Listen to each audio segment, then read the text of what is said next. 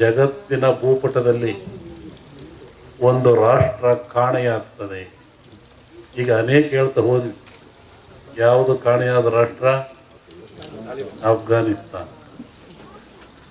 2 ವರ್ಷಗಳಿಂದ ಈ ಮಾತನ್ನು ಹೇಳಿದ್ವಿ. ಜಗತ್ತಿನ ಭೂಪಟದಲ್ಲಿ ಒಂದು ರಾಷ್ಟ್ರ ಕಾಣೆಯಾಗ್ತದೆ. ಅವಾಗ ನಮಗೆ ಯಾರ್ಯಾರು ಏನನ್ನು ಹೇಳಿದ, ಅಮೇರಿಕ ಮುಳುಗೋಗುತ್ತೆ, ಪಾಕಿಸ್ತಾನ ಹಾಳಾಗೋಗುತ್ತೆ, ಹೇಳ್ರಿ ನೀವು ಕಾದು ನೋಡ್ರಿ, ಅವೆಲ್ಲ ಹೇಳ್ಬಾರ್ದಾಗಲ್ಲ. ಈಗ ಅದಕ್ಕೆ ಸತ್ಯ ಬಂತು. ಈ ರೋಗಗಳು ಇವತ್ತು ಕೊರೋನಾ ಅಂತ ಕರಿತೀವಿ. ಈ ಕೊರೋನಾ ಕಾಯಿಲೆ ಇವತ್ತಿಂದಲ್ಲ, ಇದು ಮೊದಲಿಂದ ಇರೋದೇ. ಗಂಟ್ಲು ಬೇನೆ ಅಂತ ಕರಿತಾ ಇದ್ರು ಹಿಂದೆ.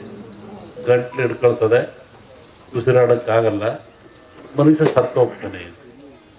ಯಾತ್ರಿಂದ ಇವತ್ತು ಮನೆಯಲ್ಲಿ ನೋಡ್ರಿ, ನೀವು ಅಡುಗೆ ಮಾಡ್ತೀರಿ, ಅಡುಗೆ ಮನೆ ಸ್ವಚ್ಛ ಇರ್ತದೆ. ಸ್ನಾನ ಮಾಡ್ತೀರಿ, ಸ್ನಾನದ ಮನೆ ಸ್ವಚ್ಛವಾಗಿರ್ತದೆ. ಊಟ ಮಾಡ್ತೀರಿ, ಊಟದ ಮನೆ ಸ್ವಚ್ಛವಾಗಿರ್ತದೆ. ಅಡುಗೆ ಮಾಡ್ತಾರೆ, ಪಾತ್ರೆ ತೊಳಿತಾರೆ, ತಿಕ್ತಾರೆ, ಸ್ವಚ್ಛವಾಗಿರ್ತಾರೆ.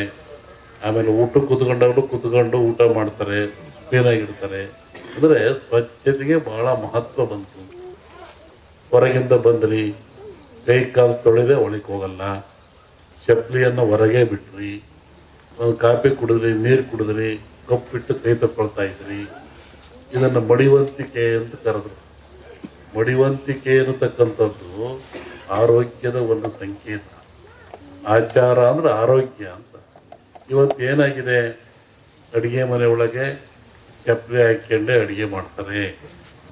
ನೀವು ಡೈನಿಂಗ್ ಹಾಲಿಗೆ ಚಪ್ಪಲಿ ಹಾಕ್ಕೊಂಡೆ ಹೋಗ್ತೀರಾ. ಊಟ ಮಾಡಬೇಕಾದ್ರೂ ಕೂತ್ಕೊಂಡೆ ಟೇಬಲ್ ಮ್ಯಾಗ ಊಟ ಮಾಡ್ತೀರಾ. ಸ್ನಾನಕ್ಕೂ ಅವ್ಯವಸ್ಥೆ ಆಗಿದೆ. ಹೀಗಾಗಿ ಮನುಷ್ಯ ಸ್ವಚ್ಛತೆಯನ್ನು ಕಳ್ಕೊಂಡ. ಎಲ್ಲ ಕಡೆ ಅವನು ಸ್ವಚ್ಛತೆಯನ್ನು ಕಳ್ಕೊಂಡಿದ್ದಾನೆ. ಊಟ ಮಾಡೋಕ್ಕೂ ಟೈಮ್ ಇಲ್ಲ, ಸ್ನಾನ ಮಾಡೋಕ್ಕೂ ಟೈಮ್ ಇಲ್ಲ, ಧ್ಯಾನ ಮಾಡೋಕ್ಕೂ ಟೈಮ್ ಇಲ್ಲ.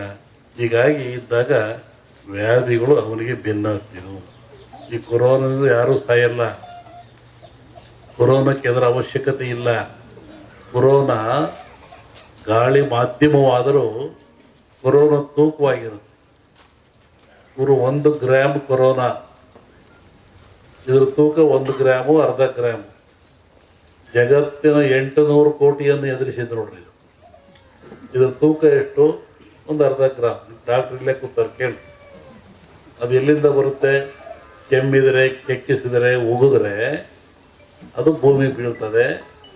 ಅದನ್ನು ಗಾಳಿಯ ಮುಖಾಂತರ ನಮಗೆ ಸೇರ್ತದೆ. ಅದಕ್ಕೇನಂದ್ರು, ಮಾಸ್ಕ್ ಹಾಕ್ಕೊಳ್ರಿ, ದೂರದಲ್ಲಿ ನಿಂತು ಮಾತಾಡ್ರಿ. ನೋಡ್ರಿ ಎಂಥ ಒಂದು ವ್ಯವಸ್ಥೆ ಬಂದಿದೆ. ಆ ಒಂದು ಸಣ್ಣ ಕೊರೋನಾ ನಮ್ಮಲ್ಲೇ ಇದೆ, ನಮ್ಮ ಶರೀರದಲ್ಲೇ ಇದೆ. ಅದು ಜಗತ್ತಿನ ಜನವನ್ನು ಎದುರಿಸ್ತಾ ಇದೆ. ಅಂದರೆ ಕಾಯಿಲೆ ದೊಡ್ಡದಾಯ್ತಲ್ಲ, ಮನುಷ್ಯನಿಗೆ ಕಾಯಿಲೆ ದೊಡ್ಡದಾಯಿತು. ಮನುಷ್ಯ ಭ್ರಾಂತಿ ಒಳಗಾಗಿ ಭೀತಿ